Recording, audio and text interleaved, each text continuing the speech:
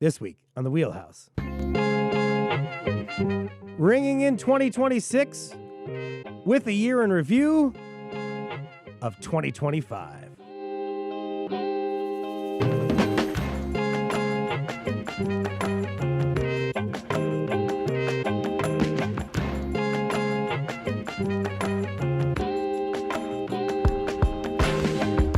For Connecticut Public, I'm Frankie Graziano. This is The Wheelhouse, the show that connects politics to the people. We got your weekly dose of politics in Connecticut and beyond right here. It's the last day of 2025, so we're marking it with our best stuff from the year. This hour, you're going to hear from campus leaders at the University of Connecticut on how they're engaging in political discourse, other Gen Zers on how they're engaging or not with politics, and academics and journalists covering how music and politics go hand in hand with one another on the island of Puerto Rico. Before we get to those conversations, I just want to highlight the great work our team did here. Covering 2 legislative sessions, municipal elections, energy and housing crises in Connecticut, conducting interviews with officials, including Governor Ned Lamont, and putting on not 1, but 2 Wheelhouse live shows on in Connecticut in 2025. Fun was had by all. Now to the kind of content you all know and love on the show, our panel conversations where we bring politics to the people. The first discussion we'll feature came when the temperature of political discourse in America reached a boiling point. Conservative advocate Charlie Kirk had recently been assassinated. His murder and reactions from lawmakers sparked questions about political violence and the future of civil discourse. How could Connecticut Public, how could the Wheelhouse be useful to listeners in such a heavy, heavy time? We wanted to hear from students, particularly at a time where they were fed up with the rhetoric from adults. Ryan Rosario is the president of the UConn College Democrats. He was joined at the table by Jeffrey Medeiros, who is president of the UConn College Republicans. Medeiros reflected on how young members of the GOP can feel sometimes in the college classroom. Now, even before this tragedy, they felt that they would be left out because of their views. Maybe they're not going to do as well in a class if they speak up. Maybe they're going to not have as many friends because of their beliefs. You're from the other side of the aisle, at least in terms of being a part of College Democrats. Do you share that same kind of fear that you face reprisal for some of your political beliefs? There are students from the left that have been attacked for their political, ideas on campus. And I think that this is something that addresses all political communities. And I think that the attacks on free speech as a whole recently have been very scary, from what's happened to conservatives, which I disavow entirely, but also what's happened to leftist protesters on campus being arrested for advocating for their policy in the Middle East, are also being targeted by organizations like the Canary Project, which are doxing student protesters and throwing their information out online for expressing their freedom of speech. What does free speech mean to you, Jeffrey, on the college campus? I think a student shouldn't have to be afraid to say what they have to say. So long as they don't incite violence, no matter what their speech is, they shouldn't be getting bad grades because of what they believe in. Ryan, you've heard what Jeffrey had to say. What are your thoughts about free speech and what it means to you on a college campus? I think free speech is something that comes with very, very, very few exceptions. I think when you have someone that's being, actively advocating for violence or, expressing like direct hate speech, I think that's a different situation. But having controversial speakers come to campus is paramount to the college experience, right? We are here to be challenged in our beliefs. We're here to hear things that we may not agree with. And I think that controversial speakers coming to any campus is something that should be protected in every regard, right? When we look at free speech, I think it's something that we have to be very consistent about. And we can't play games where we'll have our controversial speaker, you can't have yours, I think that we should defend people's rights to be able to bring about any types of expression that they believe in on campus, as long as they're not being, directly violent, right? I think that building free speech begins with building debate on campus, right? And I think the better relationship that we have together and being able to talk about the things that we disagree with brings about a culture where it's a lot safer for us to have these conversations on campus, because now people are prepared to be able to advocate for what they believe in, right?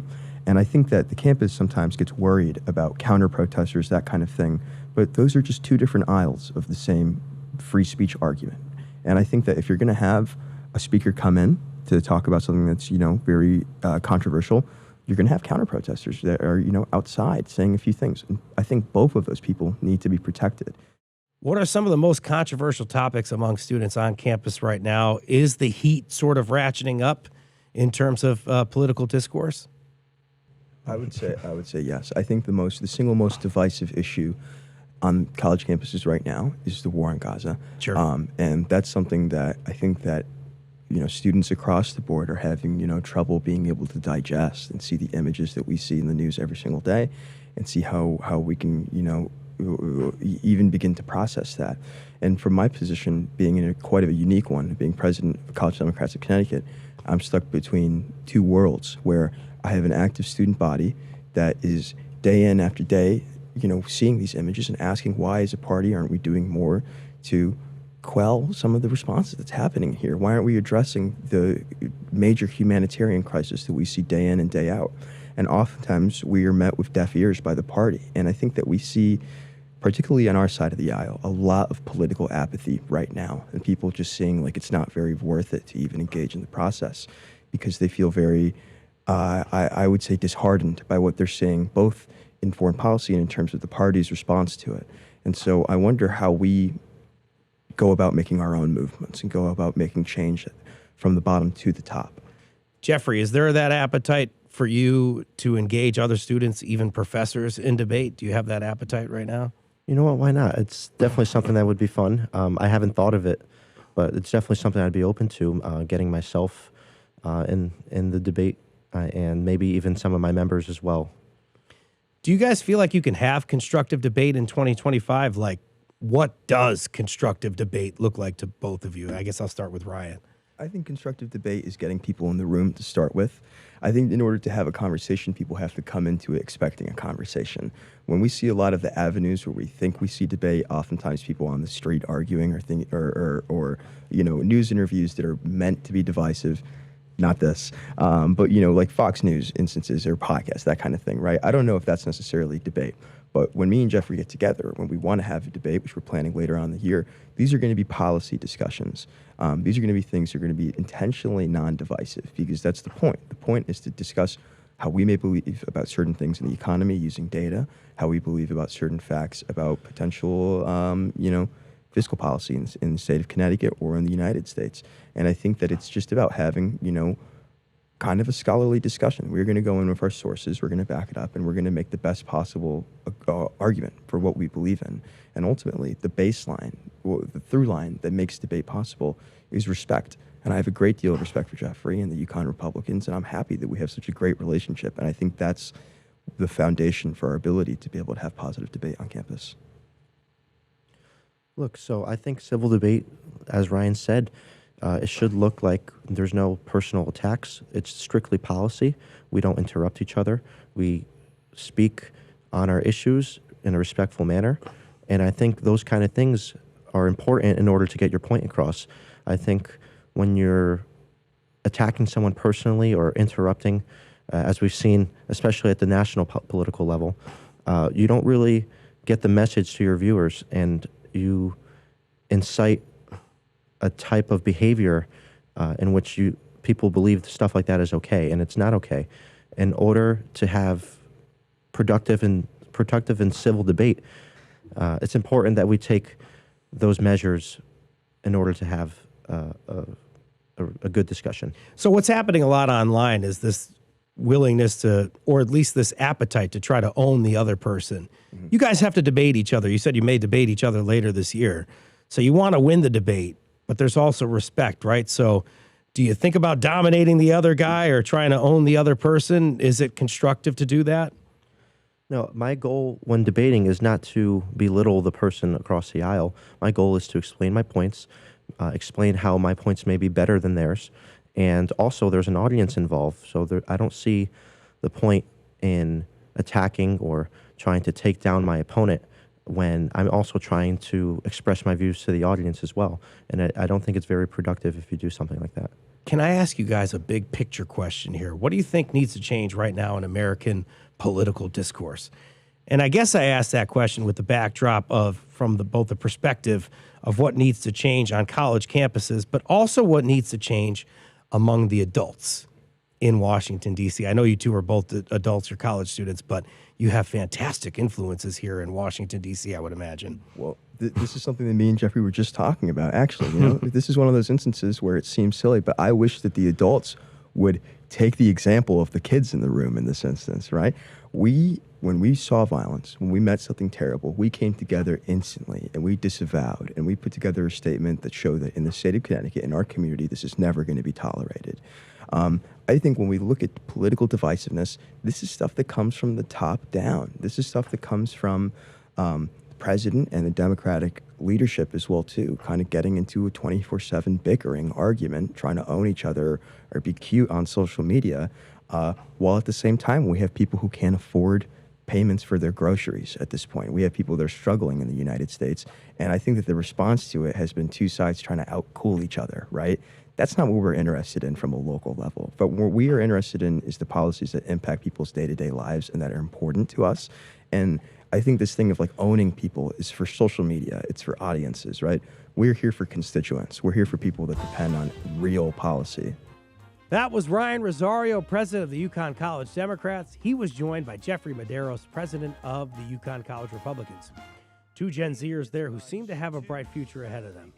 Coming up next in our 2025 Wheelhouse Review, more young people will hear what happened when we brought the Wheelhouse into the wild, hitting the streets to get some perspective from Gen Zers on the current state of politics.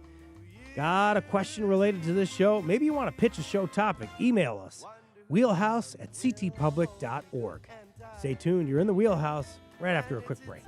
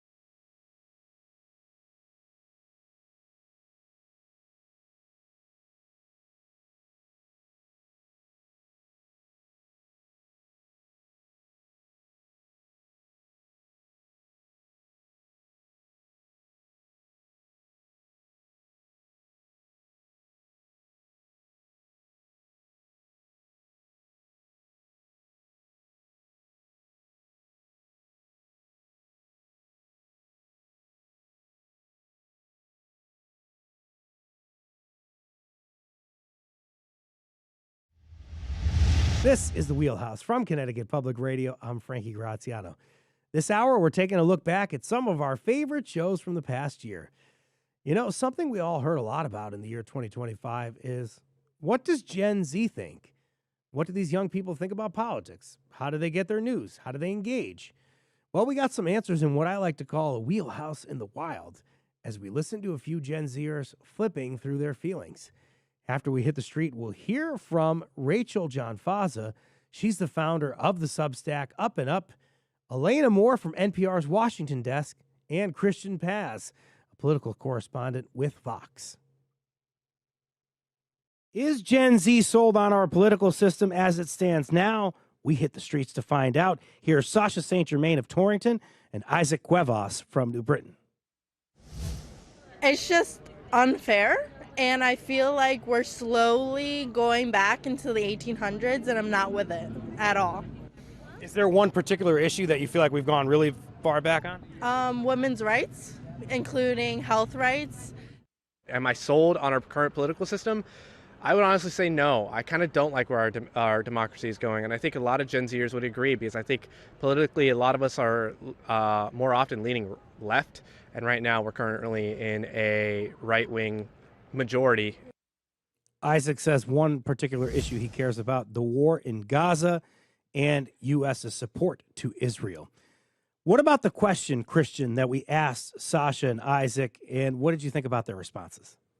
Yeah, I think overall, it's easy to say that Gen Z, just as it has been the trend among voters when they tend to be younger, they tend to be a little less informed. They tend to be a little less aware of how systems work, which naturally leads to some sense of distrust. On top of that, there is an additional aspect of Gen Z pessimism that is kind of permeated around social media, that shows up in popular culture and shows up in a lot of our mainstream reporting on this generation, the most anxious generation.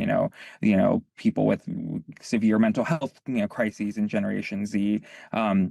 The pandemic destroying abilities to create friendships or to develop social relationships with each other. I do think that it's important to divide, though, Gen Z up and think about it along lines of social trust and along lines of engagement with news. Because one thing that I find pretty interesting is that this idea of trust in institutions really depends on how just engaged these young people are. A lot of higher information, better informed young voters who tend to be college educated, if they are strong partisans, like if they believe in the Republican Party or the Democratic Party, they do trust institutions. They do have a sense of how the parties work, how government works. This is why they're, participating in electoral or activist politics. If you have younger voters who are not college educated or are not strong partisans, don't have strong ideological beliefs, which is a huge part of Gen Z, then you do have a sense of distrust in institutions, mostly because they don't understand how they work. And this is partially why they don't necessarily vote. And I think that's why last year was really interesting, because usually the parties are trying to, or really usually Democrats are trying to appeal to that first group, because those are the people that they can count on to turn out to vote. Those are the folks who would probably be upset that the party isn't more to the left, but they can make a compromise on that front. And Republicans tend to just give up that demographic of young voters in general. And last year, what we saw was a pretty strong attempt by the party to reach that second category of voters who tend to not believe, not trust, not really understand how the system works. And speak to a sense of frustration and an overriding sense among the electorate, but especially among Gen Z, because they don't seem to have that many strong political views, attachments to parties, to kind of just, throw up, blow up the game completely and just vote out whoever's in charge and shake up the status quo and the establishment. And Rachel, you heard there Isaac saying that he thinks that people in his generation tend to lean more left, yet the current system in the United States, the current federal government, is controlled by the Republican Party, essentially, so it leans right. Are you hearing that among a lot of Gen Zers? Is there actually a lot of liberals among Gen Z, or is it starting to skew the other way? I am hearing an overall sense of dissatisfaction with both political parties. And given what Christian just said, I would push back on that a little bit too. I'm hearing this even from some of the most politically engaged and involved young people on both sides of the aisle, who feel like they, even if they are highly educated, and I do think on the whole, this generation is very aware of current events and the news. They're watching all of these events take place in real time with a constant string of breaking news notifications at any given point. They're seeing so many people whose lives are affected. And a core value to Gen Z is empathy. And I think part of this is because they have been able to watch other people's lives unfold through their own personal experience and perspective. And one of the most common phrases that I hear young people bring up, I even just heard in a listening session last night, they kept coming back to this idea of lived experience. And so I think because young people feel that they're in such close proximity to the lives of so many other people, even people who look like or think differently than them, they feel that their pain is their pain. And I think that that's a part of the ideology of Gen Z across the board, whether you're a conservative or a liberal. But to get back to your original question, there is frustration across the board. It is not isolated to one particular party. And one of the biggest trends that I've been tracking really since I started covering young people in 2018 is this idea of political homelessness. And I think that during the first Trump administration, we saw young people who felt just politically frustrated, politically homeless, and that perhaps shifted them more to the left. And now I think, given that there hasn't been, since the 2024 election, a clear message from Democrats about where they're going from here, that is leading a lot of young people who maybe did consider themselves a Democrat to say, I actually don't know really where the party stands right now. And while they may not agree with what President Trump is doing, they don't necessarily see an alternative that they align with. And so it leads them to have many questions about where they stand. At the same time, I think there are a lot of young people who did feel frustrated ahead of the 2024 election, maybe did vote for President Trump, but aren't set in stone Republican voters. They are not conservatives. They might have felt attracted by the MAGA movement, but they might be frustrated by the rising costs, by the cost of housing, by the job market, by the possibility of what AI is going to do to the job market. And so overall, I think there is a lot of malleable beliefs. Could you just help me understand really quickly? I think you've written about this, that there's actually like a divide between Gen Z in terms of a 1.0 and 2.0 split.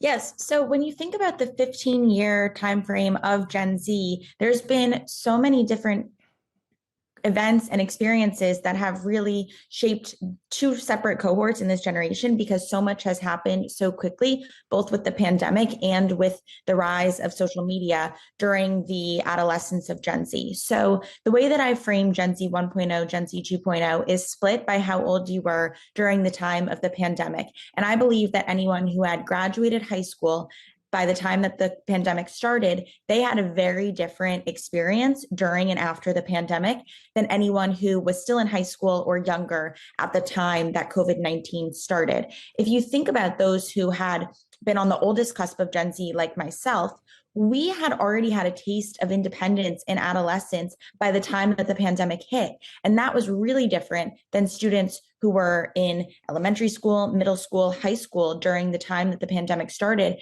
had never lived outside the home, were under 18 at the time. But it's not just about the educational experience, it's also the social media platforms that shaped their time growing up. I had a flip phone before I had an iPhone. For members of Gen Z 2.0, they don't know what a flip phone was. I mean, there has been a little bit of a resurgence with them recently, ironically, but when I was in high school and college, TikTok didn't exist. It wasn't a thing. Whereas for those who were in high school, middle school, even younger during pandemic and beyond, TikTok has completely shaped their upbringing. It is the cultural touch point. It shapes what music they're listening to, what trends are popular, what clothes they're wearing, and also political views.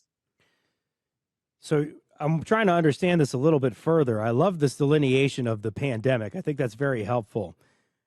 Help us understand, Rachel, if this kind of shifts how somebody might vote once they are able to. Maybe they got out of high school and then they're first eligible to vote during the Harris-Trump candidacy of 2024. How might this shape their political views? How might what happened during the pandemic, or what didn't happen for some folks, maybe having to stay at home during the pandemic, how might that shift their vote? Totally. So during the pandemic, especially for the Gen Z 2.0ers who were in high school or middle school at the time, they were really the guinea pigs for a lot of the COVID restrictions and protocols that were in place.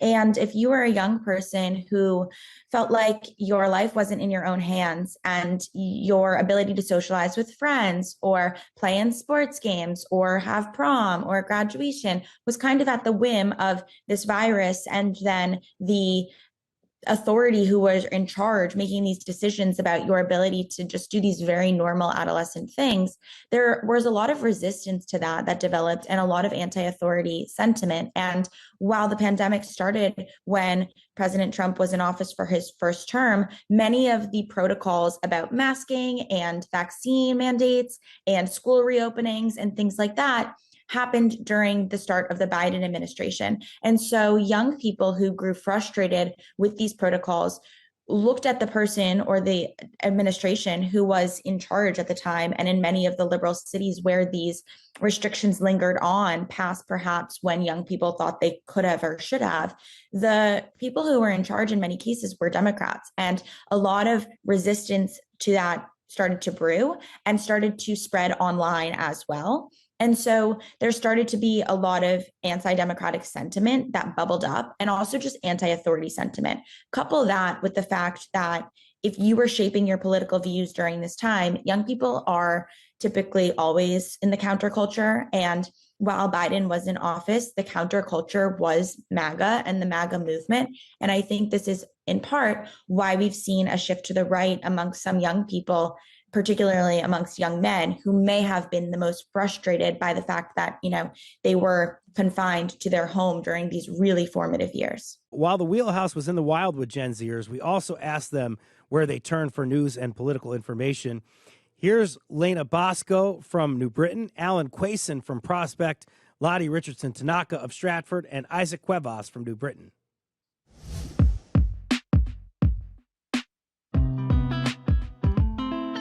I feel like my generation and me rely on social media heavily for the news these days, which social media does a good job on spinning the news and, not giving you the exact, truth about the news. I'd say I get a lot of my news from TikTok, Instagram, even Snapchat ads, and some traditional media like NPR, but then also a healthy mix of streamers even. Honestly, I don't feel like I'm really connected that much. I kind of separate myself from politics like that.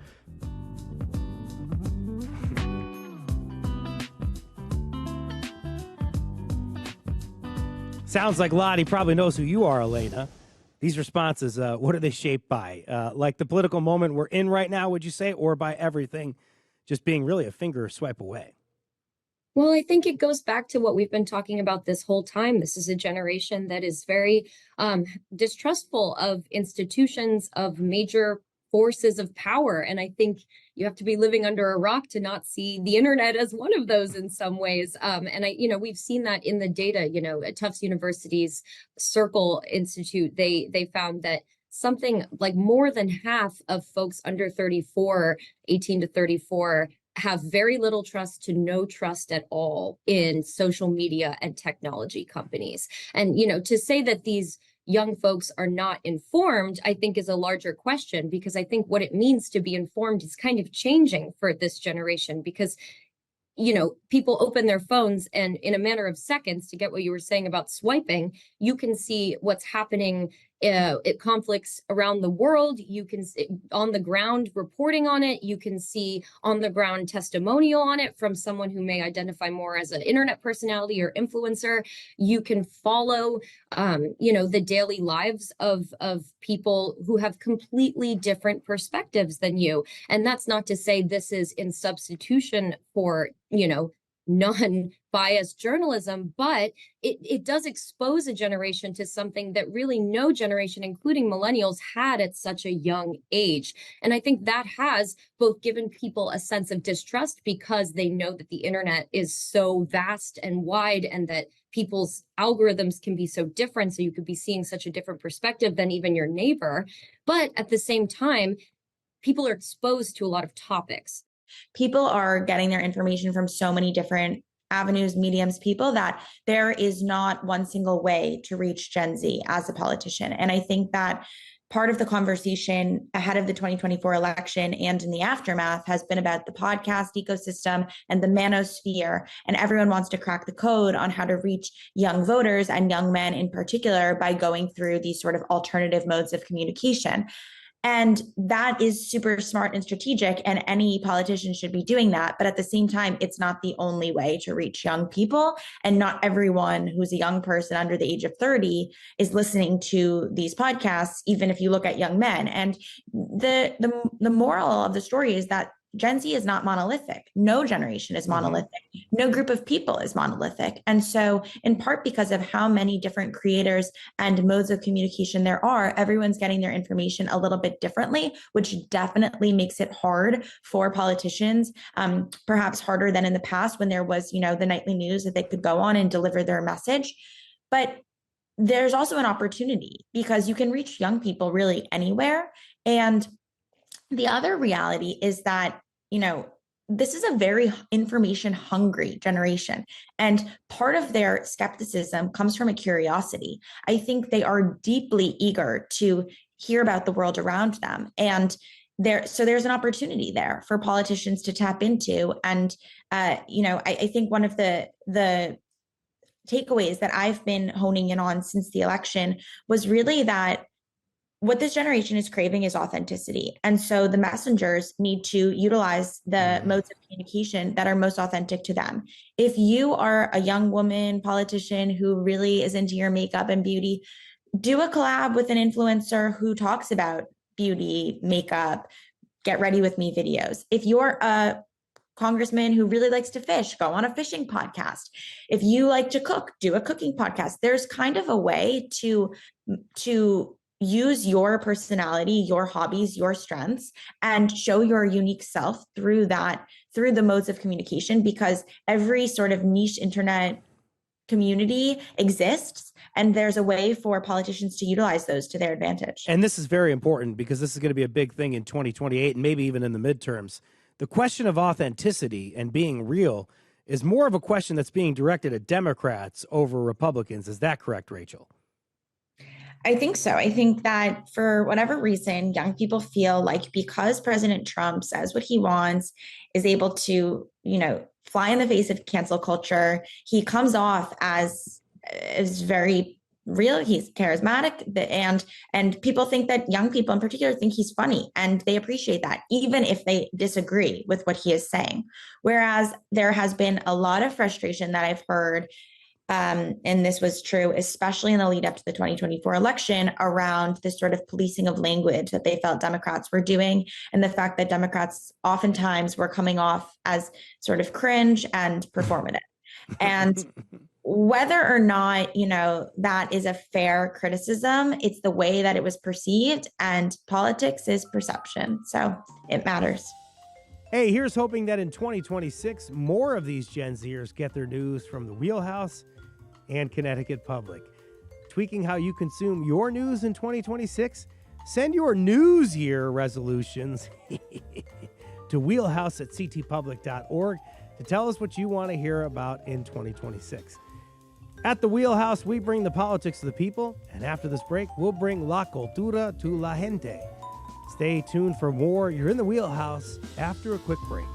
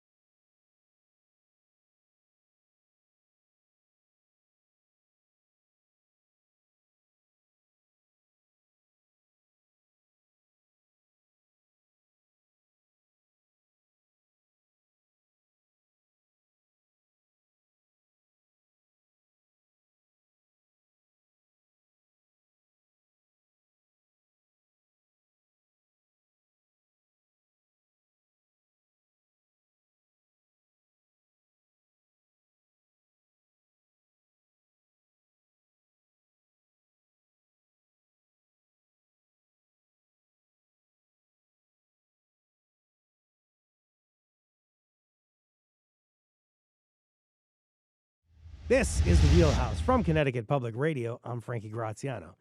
And this is our year in review for 2025. Oh, man, we're about to end 2025 on the Wheelhouse. Oh, a lot of hope for next year and a lot of excitement. In just 2 months in 2026, Bad Bunny will take the stage in the San Francisco Bay Area, Go Niners, for the Super Bowl halftime show.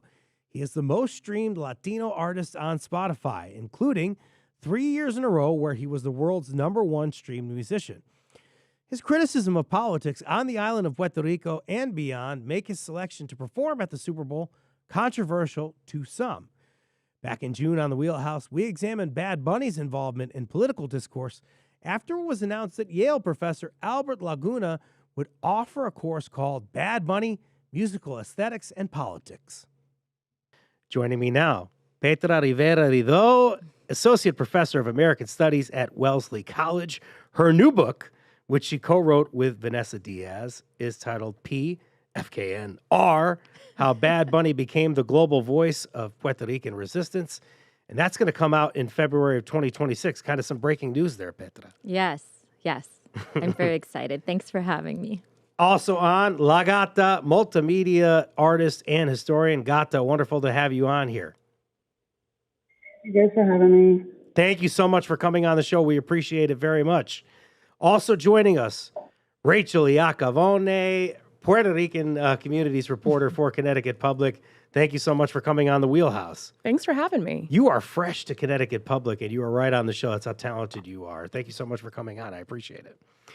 And my good buddy, Charles Venator Santiago, Associate Professor with a joint appointment in the Department of Political Science and El Instituto, the Institute for Latino, Caribbean, and Latin American Studies. Charles, thank you for joining us today. Sorry for not being there personally. Petra, you're a trailblazer on trying to connect Bad Bunny to politics, but of course, when we hear about the music of the island of Puerto Rico and politics, Bad Bunny's not the first musician to do this. One of the things I try to do in my course at Wellesley is create this kind of historical background to show where Bad Bunny comes from. And I think one of the things that's pretty cool about Bad Bunny is that he does that frequently as well, both in the sampling, like Albert talking about him sampling the Gran Combo, but also in his performances, in his, there's like my favorite photo of Bad Bunny is this Rolling Stone cover where he's holding all these replicas of reggaeton chains from the early 2000s to show everybody who came before him. So he does that too. But yeah, I'm really excited that Albert's teaching his class at Yale. There's several Bad Bunny classes now. I know of some in Princeton, San Diego State, Barnard College. They might be focusing on newer stuff. A lot of your coursework has, because you've done it for a couple of years now, it works. It looks at some of his earlier work. Can you help us with his evolution as an artist? Yeah. Yes. So yeah, I started teaching my course in the fall of 2022. And since that time, he's released 2 other albums, Debí Tirar Más Fotos, and then one in 2023 called Nadie Sabe Lo Que Va a Pasar Mañana. So Bad Bunny begins, like many young artists, in 2016 as a rapper who's posting his songs on SoundCloud. And he was singing Latin trap, which is a genre that is kind of adjacent to reggaeton, that is known for being very explicit, particularly sexually explicit. So it wasn't getting a lot of radio play. And I think one of the things that Bad Bunny did early in his career was figured out how to merge the sound of Latin trap with a few more radio-friendly lyrics sometimes to get his stuff out there. And he has always had, I think, and what we argue in the book, a political slant to his work. So one example I can think of is his very first television appearance in the United States was on The Tonight Show with Jimmy Fallon. And he sang a song called Estamos Bien, which lyrically is a song about making a lot of money. But in that song, he talks about things like driving through the potholes in Puerto Rico or the impact of the hurricane slipped into those lyrics. And when he goes on the Jimmy Fallon show, he starts by making a speech. And at that time, his English was really not great, right? So he gives this kind of slow but really important brief dialogue about how it's been 1 year since the hurricane and Donald Trump is still in denial. And then he starts his performance, right? So I think from his earliest access to these larger public platforms, Bad Bunny has been speaking out about issues that pertain to Puerto Rico, which, as Albert said, many people in the United States aren't aware of, right? And so I think that's always been a part of his MO. But what's different about Debí Tirar Más Fotos is the sort of explicit nature of the politics that he's doing in every song with the blend of genres, with the topics he's talking about, with his music videos, right? It's very intentional. And it's very interesting to me because as Bad Bunny has become, one of the things we talk about in our book is as Bad Bunny has become more famous, he has leaned more into his political orientation, not less. And one of the arguments we're making is that that has actually increased his popularity, whereas some people might think that to be an international pop star, you have to step back from something that might be perceived as controversial. He seems to lean into it much more. I'm so privileged to have Gata on the show here today. I want to ask you for a history lesson here. In 1948, as I understand it, there was this gag law enacted in Puerto Rico to suppress an independence movement on the island. It made it illegal to fly the Puerto Rican flag or sing patriotic songs. Eventually repealed nearly a decade later on the grounds that it violated free speech. This is not the first battle that Puerto Rico would have with free speech and reggaeton. As a matter of fact, later on they would have that. But what role do you think that historical context plays in the mind of an artist like a Bad Bunny who is so outspoken today? If I wasn't allowed to raise my flag, I'm Panamanian Jamaican for those who are listening, I know I'd be furious. And the moment that they would allow me, I would be obnoxious. I'm always super happy whenever I see Puerto Ricans raise their flag and subirlo alto, because you have to take advantage of the fact that, you know, there is this freedom. And to think of it as a freedom also is a conversation within it of itself.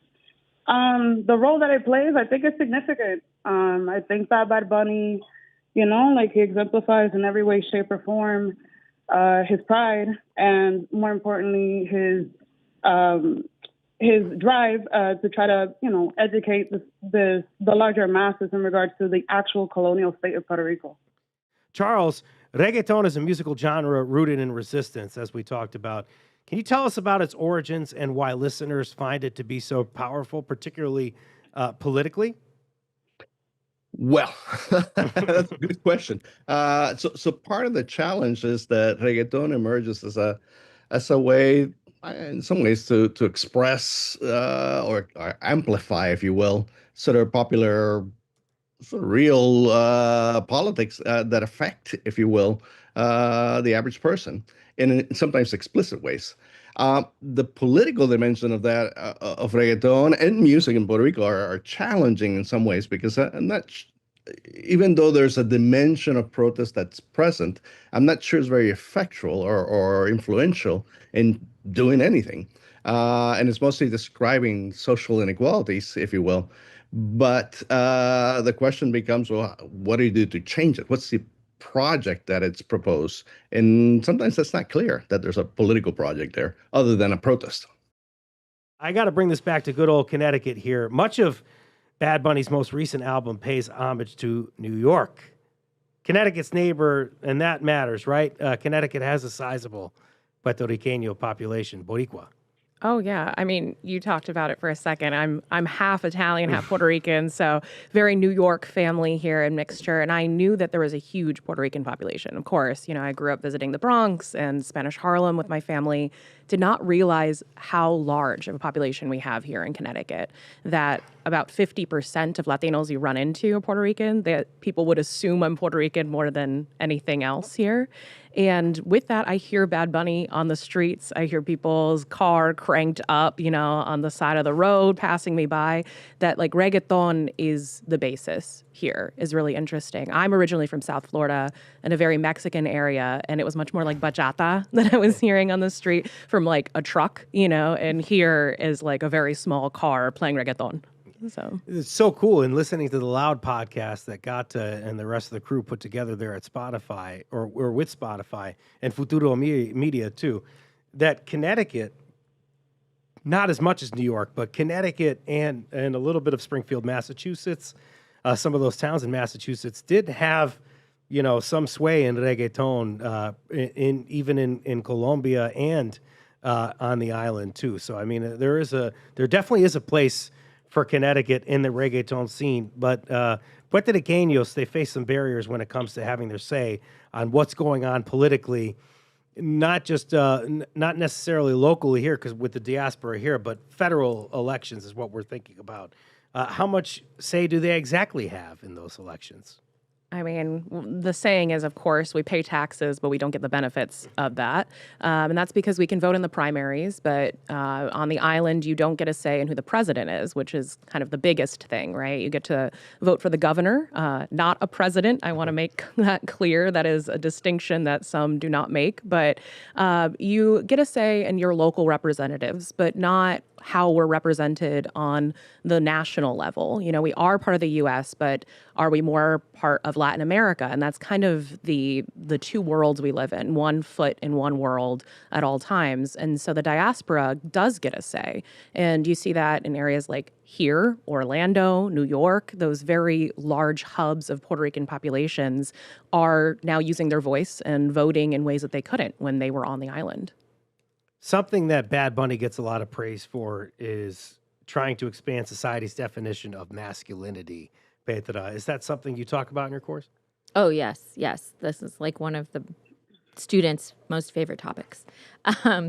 You know, I think that's another thing when we talk about politics and what political means, right? Like Charles mentioned, you know, what kind of like political change is happening through this music. That's one way to measure politics. But I think another way to measure politics is to think about the role of popular culture in spurring conversations and creating norms, right? Or contesting norms. And Bad Bunny has always challenged ideas about masculinity in his presentation. So, for example, when he first came out, this seems like something silly, but it's actually significant, I think. He was known for wearing sort of flamboyant clothes, brightly colored clothes, and short shorts. And, you know, that's very different from your typical reggaeton artist who was wearing clothing like Sean John, or like, I don't know if anybody even remembers those brands, but, you know, the hip hop styles of 20 years ago. And that little thing of wearing short shorts or eventually painting his fingernails was a huge moment in this culture that is so steeped in machismo, right? And having this very hyper-masculine representation. He then moves on to sometimes wearing women's clothing, right? He's on a very famous cover of him on Harper's Bazaar wearing a skirt and like high fashion women's clothing, and talking about how he's interested in whatever makes him feel good, and how then eventually moving on to saying, you know, he's only publicly dated women, but maybe someday I'll date a man. Who knows? So this kind of expression of fluidity, support of the queer community. I also just want to mention another video that, again, on the surface, is a song called Yo Perreo Sola. It's about a woman who just wants to go to the club and dance by herself, right? In that music video, he famously wears drag, right? And so I think that's a form of politics too, in terms of kind of pushing the envelope of masculinity and creating more acceptance of the queer community in a place that is rife with homophobia and transphobia. So I would be simply doing a disservice by continuing this fawning. I've had major critiques of Bad Bunny in Time Magazine, in public, in my op-ed for Remezcla, because while he does a lot of things that are amazing, and I clap for him for that, there's a lot of things that he is learning in real time and isn't honest about, especially with his connection with Blackness. Yes. And, you know, there's this conversation on his rise. Let's all be for real. There was a void in Latin music because of the betrayal of the supposed and the alleged murder of Kevin Fret by Ozuna. And Bad Bunny and his team intelligently saw this void, and he put on his Superman cape and said, I love the gay people. And that's literally when he started to transform his branding in a very smart and intelligent way. Am I, as a queer person, do I feel seen? Sure. Is that all that is? I mean, maybe because it's very performative. Not my words, the words of actual trans star Villano Antillano. So I'm concerned, this is not just with Bad Bunny. This is in general with the idea that music somehow has a political influence.